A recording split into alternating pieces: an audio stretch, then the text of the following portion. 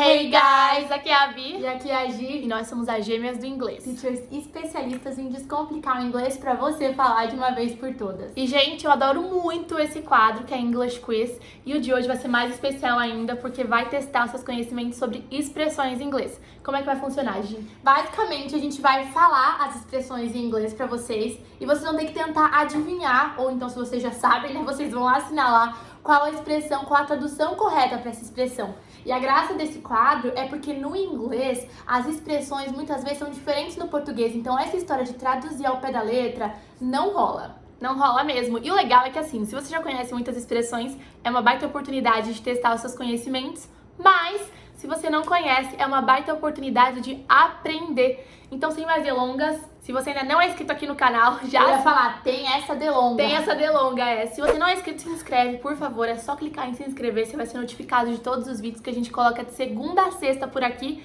Também deixa o like, né? Então, bora lá. Olha só, a nossa primeira frase é The test was a piece of cake. Então, o que significa isso? Falar que the test was a piece of cake. Para você acertar, você vai ter que entender o significado dessa expressão, a piece of cake.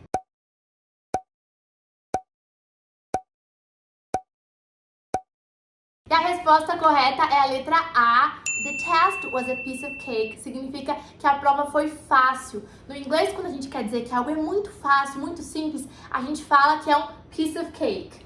Por exemplo, aqui no português, a gente fala, foi mamão com açúcar. Lá foi um pedacinho de bolo. É algo parecido com isso, tá bom? Então, mais uma expressão aí pro seu repertório. Já anota no seu Learning Notebook. Se você não sabe do que a gente tá falando, significa que você precisa acompanhar a gente no nosso Instagram, @gêmeas do inglês. Pois é, que no dia a dia a gente posta vários stories ali. Quem sabe desses stories sabe do Learning Notebook. Piece of cake. Segunda frase. He visits his family once in a blue moon. E aí, o que significa? Você sabe qual que é o sentido da expressão once in a blue moon?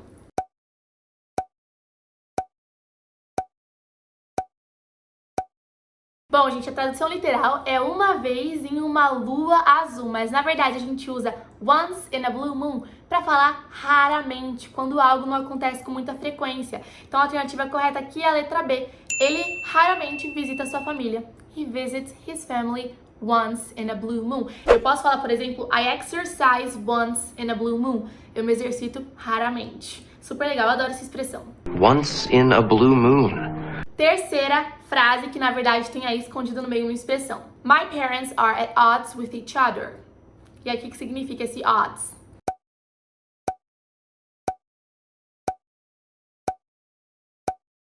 Gente, a resposta correta é a letra C. Os meus pais estão em desacordo. Quando duas pessoas estão at odds with each other, elas não estão se entendendo, estão em desacordo. É uma expressão também super comum e olha que prático. Se você não sabia, você aprendeu. Elas. Aprenda aqui junto com a gente. Our purposes are at odds. Quarta frase. I can't believe my boss threw me under the bus. O que significa essa expressão threw me under the bus? Olha só, quem acompanha a gente, tá sempre de olho nas dicas, sabe que a gente já explicou essa expressão uma vez.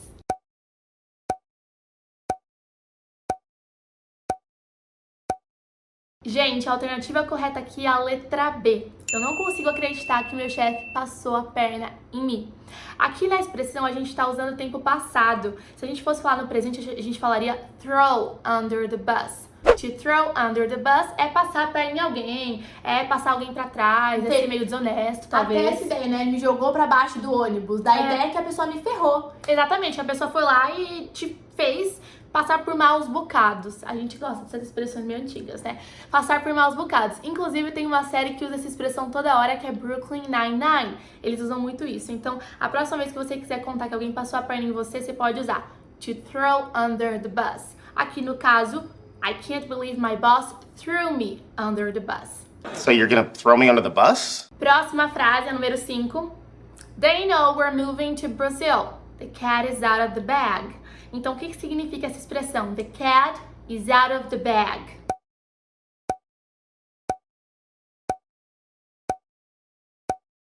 E olha, a melhor tradução para essa frase está na alternativa A. Eles sabem que nós vamos nos mudar para o Brasil. já não é mais segredo. Gente, the cat is out of the bag, ao pé da letra, significa que o gato tá fora da bolsa. Ou seja, se a gente for tentar entender o significado disso, é algo como não tá escondido, não é segredo, não é algo que tá mais guardado. E é uma expressão super comum usada pra transmitir essa ideia em inglês. No português a gente não usa, né? Não. Nesse sentido. A gente falaria, sei lá, todo mundo já sabe, já jogou no ventilador. Já jogou no ventilador, ou já espalhou, mas não usaria assim. Well, the cat's out of the bag. Sexta frase. Before we move on, we need to talk about the elephant in the room. Eu amo essa expressão. Sim. Meu marido usa toda hora. O que significa falar o elefante no quarto? The elephant in the room.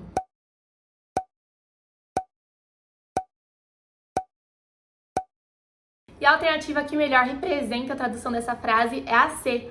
Antes de seguirmos em frente, a gente tem que falar sobre esse problema que está, obviamente, presente. Então, the elephant in the room é justamente isso, é um problema presente, é algum problema que tá rolando. Então, antes da gente avançar, a gente tem que conversar sobre esse problema.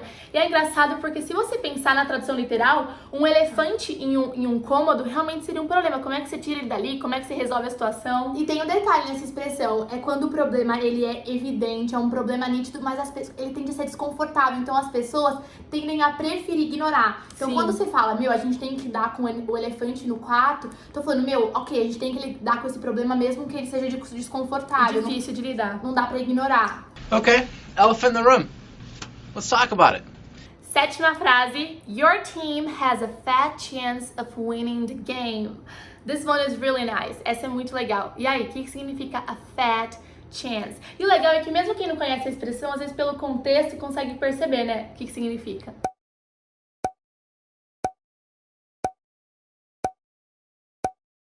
Pois é, e se você não conhecia essa expressão e tentou traduzir pra pensar, né, uma chance gorda, então uma chance grande, você errou. Porque embora fat chance nos leve a pensar, né, que a gente tá falando de grandes chances, na verdade significa que você tem uma pequena chance. Então a tradução ficaria, seu time tem uma pequena chance de ganhar o jogo. Letra B. Fat chance of that happening anytime soon. Oitava frase, I'm feeling under the weather. O que significa under the weather?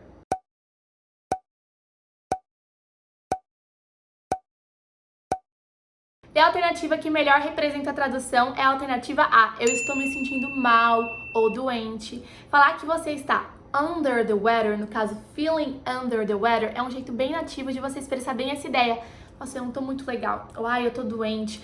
A tradução literal seria, eu tô embaixo do clima. Ou seja, que eu não tô ali funcionando muito bem, eu não tô muito legal. Essa seria a melhor tradução. Eu acho que essa mais a gente deveria conhecer, porque eu acho que é um pouquinho mais comum. Mas mesmo assim, se você não conhecia, conheceu e passe a usar, que vai ser super bom.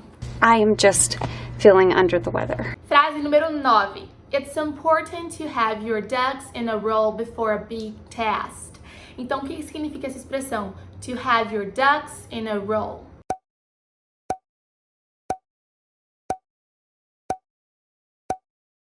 E olha só, pensa, ducks são patos, então ter os seus patos em uma fileira. Da ideia de algo organizado, algo que você se preparou com antecedência. Essa é a ideia. No caso aqui na frase, é importante se preparar bem antes de uma grande prova. Esse é o sentido dessa expressão. É importante você se preparar bem, com antecedência. É uma expressão que a gente não usa no português, pelo menos se usa, eu nunca vi. Não usa, eu acho que Mas não no usa. inglês é super comum. E aí tá a história de não adianta traduzir as nossas expressões ao pé da letra e nem as deles, dos falantes nativos da língua inglesa, ao pé da letra, porque não funciona. Uma expressão idiomática, ela vem recheada de história, de contexto, muitas vezes é regional. Por isso a gente precisa ter contato com o inglês pra se familiarizar com essas expressões desse tipo, né? Pois é, inclusive, se você analisar as expressões que a gente tem no português, muitas vezes elas ao pé da letra no nosso próprio idioma não fazem sentido. Por exemplo, nossa, me custou os olhos da cara. O que você tá falando que custou os olhos da sua cara? Não faz sentido se você for pensar de forma literal. Ou Então no pensa contexto assim de também. hoje só, né? Exatamente, ou só no contexto atual. Tem todo o contexto histórico, talvez algum fato que tenha feito isso surgir. Enfim, sempre lembrem disso, tá? Um idioma, ele não são só palavras. Ele tem todo um transcorrer do tempo que foi recheando ele de fatos históricos que criam expressões, que criam gírias, enfim. É um organismo, né? Tá sempre mudando. Get your ducks in a row.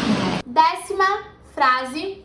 Hold your horses, we'll leave in a few minutes. Hold your horses Segure seus cavalos, nós vamos sair em alguns minutos. Qual seria a sua tradução sem ser ao pé da letra?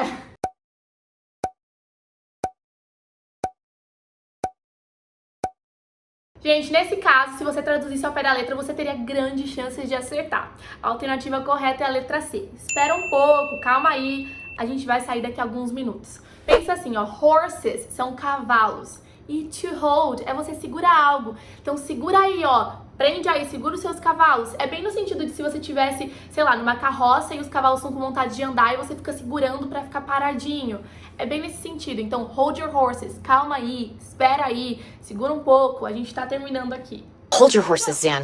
E aí, você gostou de aprender essas 10 expressões? A gente quer saber quais delas foram novidade pra você, qual você gostou mais. Deixa tudo nos comentários que a gente vai ler tudo, tá? E também não esquece de dar sugestões para próximos vídeos desse quadro English Quiz. A gente tá louca pra ajudar você a testar o seu inglês e de quebra já praticar bastante, de quebra já aprender bastante. Se você ainda não curtiu esse vídeo, também não se esquece de curtir, de compartilhar com todo mundo, fazer esse canal crescer para que a gente possa alcançar mais e mais pessoas.